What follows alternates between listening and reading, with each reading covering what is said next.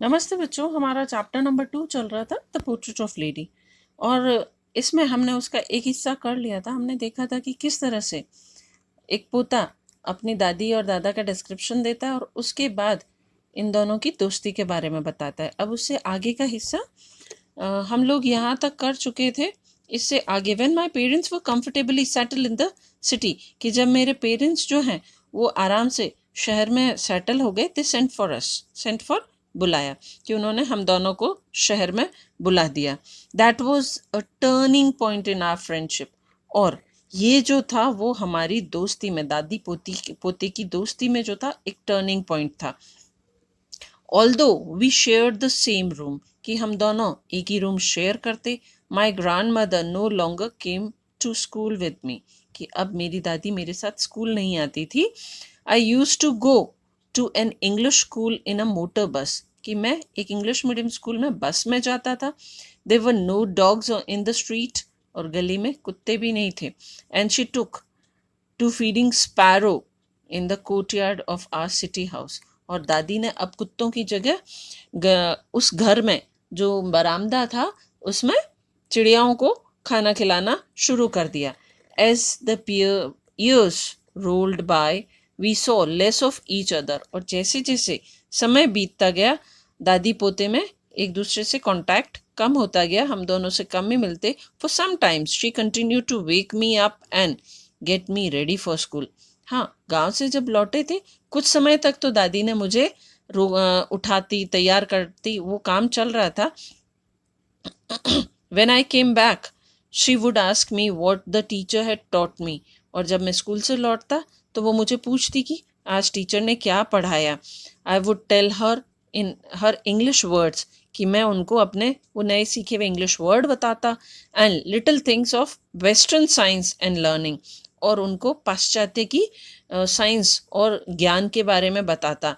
The law of gravity, gravity गुरुत्वाकर्षण, Archimedes principal, मैं गुरुत्वाकर्षण के नियम बताता दादी को, आर्किमिडीज के सिद्धांत बताता। द वर्ल्ड बीइंग राउंड, और दादी को मैं ये बताता कि हमें ये बताया गया है कि पृथ्वी जो है वो गोल है। दिस मेड हर अनहैप्पी, क्योंकि अब उसका एजुकेशन सिस्टम चेंज हो गया था। गांव में तो वो जो पढ़ा वो सो पढ़ा, लेकिन अब वो थियरी पढ़ रहा था, प्रॉपर तरीके से एजुकेशन चल रही थी, तो दादी को ये अच्छा नहीं लग रहा था, वो खुश नहीं थी इस एजुकेशन सिस्टम से।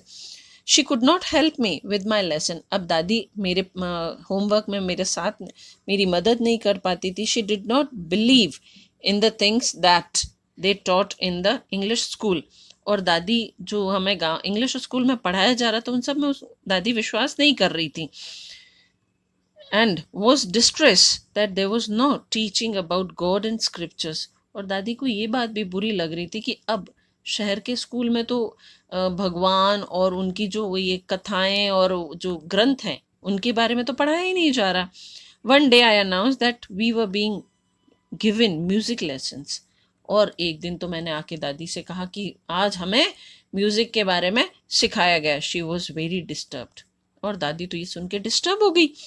To her music had lewd association, कि उनके लिए तो दादी के लिए जो म्यूजिक था वो लो स्टैंडर्ड की चीज थी।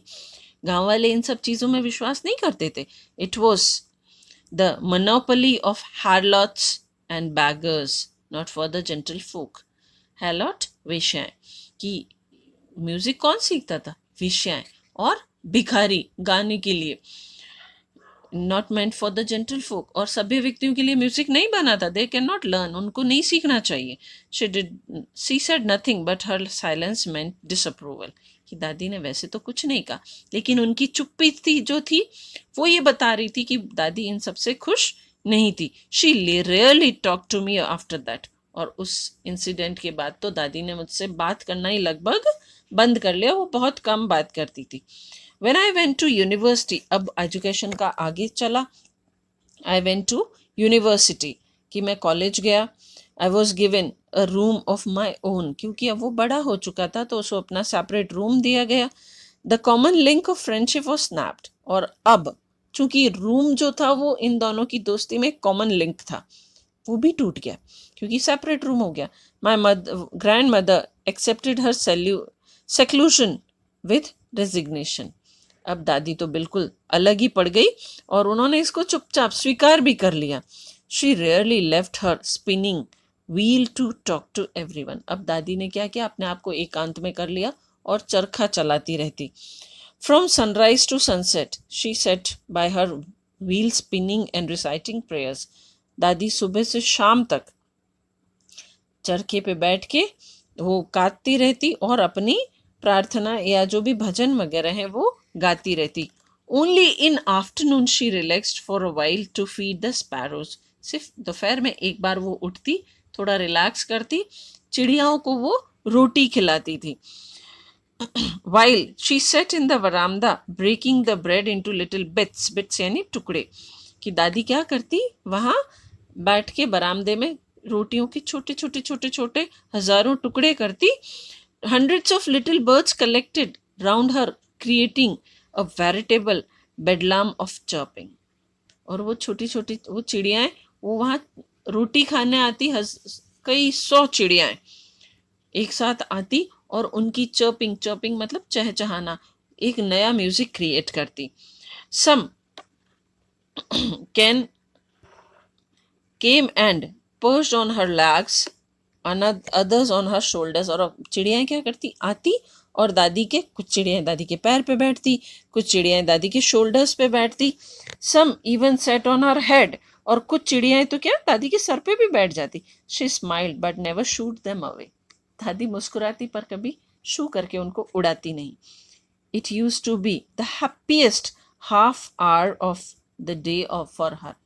बस वो जो चिड़ियाओं के साथ दादी समय बिताती, वो दादी के पूरे दिन का सबसे खुशनुमा आधा घंटा होता था।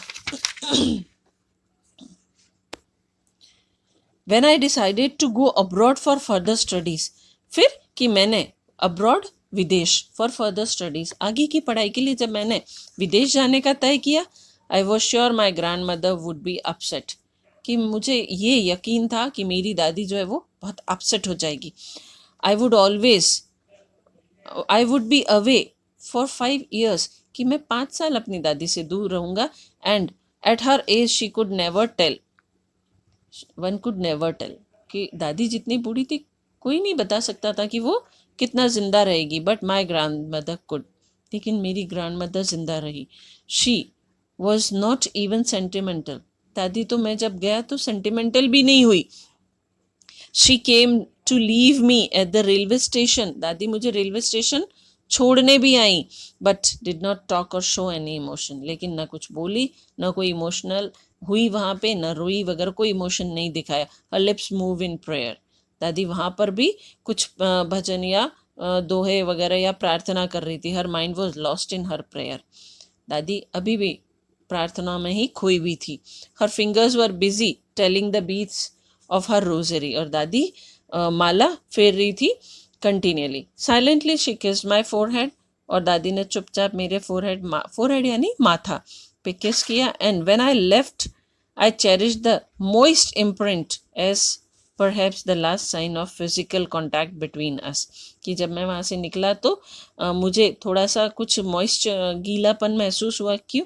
कि ये हमारा दोनों का आखिरी फिजिकल कांटेक्ट था दादी पोते के बीच में। इस तरह हमारे चैप्टर का ये सेकंड पार्ट भी पूरा हुआ।